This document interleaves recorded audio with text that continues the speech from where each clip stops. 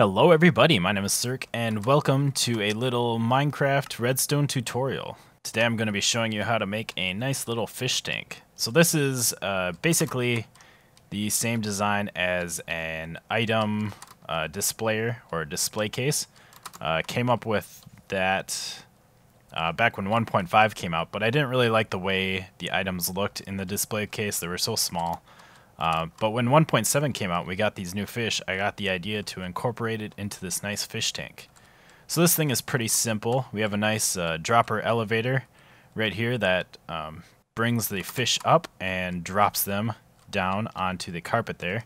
And underneath the carpet we have hoppers, which are normally powered, but every 3 minutes we have a little arrow despawn timer. Every 3 minutes this thing is triggered.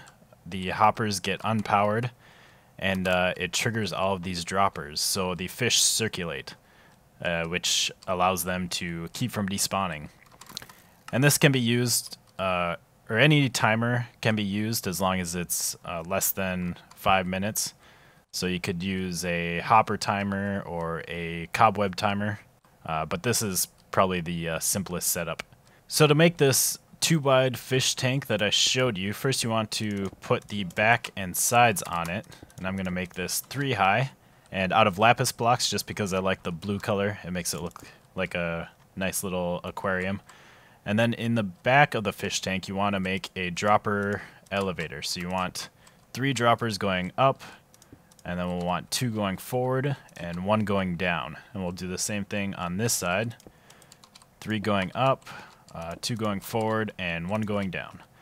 And then we can put hoppers feeding into those droppers. So now, to make the hoppers, or keep them from sucking in items, we want to power them. And then we want to make it so that we can unpower them. So we'll put redstone repeaters into them. We'll put torches right here, and redstone on top of the blocks that the torches are on. So then we'll put blocks right by this dropper, torches on top of that to trigger these droppers, blocks, torches, and then 1 more pair of blocks, and then on top of these droppers we can have redstone. So this will carry a signal upward into this block and out, and that will trigger all the droppers in sequence.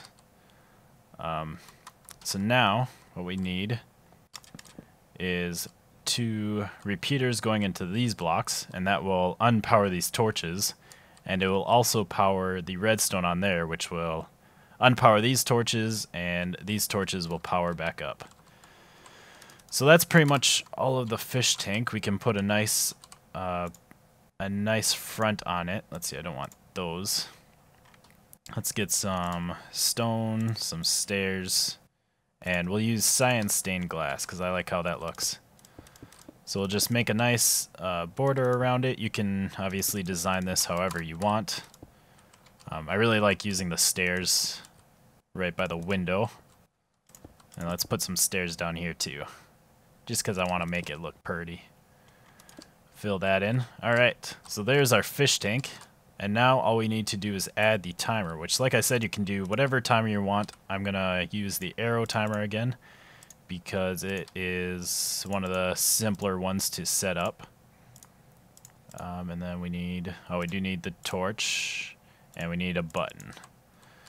So we'll have a torch going on there with a dispenser, and then a block with a button, and redstone going over here and onto that block. And then all we have to do is fill this with arrows, and that timer is ready. And then the last step, of course, is to get our fish. I'm going to grab a whole bunch of fish. I don't want cooked fish. And then we can stick a few stacks in each of these droppers. Now I do recommend putting a good supply of fish in these because even though the fish circulate, there is chances of losing them, and also the droppers don't always drop straight down, and so you may get fish going into you may get both fish going into one hopper, and the fish will get lopsided. So now to fire this thing, all we have to do is push the button. It'll fire an arrow, and this thing is set. So we have our fish in there. They're kind of hopping around on top of the hoppers. And after 3 minutes, the arrow will despawn. All this stuff will get activated, and the fish will get sucked in, and new fish will get dispensed. Now I left the hoppers open on this side, but if you don't want to look at the hoppers, you actually have a few options on covering them up. You can put soul sand, you can put any type of slab or any type of carpet, or as I have over there, you can have the plain hopper. Now one thing that's kind of interesting about the hopper is the fish do sometimes jump up and down like they do on stairs. But any of these will work. As you can see, I push the button and all the hoppers will suck the fish in. And of course, you're not limited to a simple 2-wide design like this. You can make it a little bit more extravagant.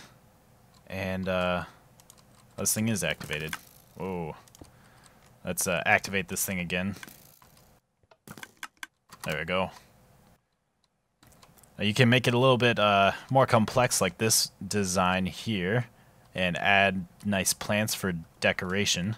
One thing to be careful or be wary of with this design though is not every block underneath there has a hopper. I only have 4 hoppers for each of these droppers.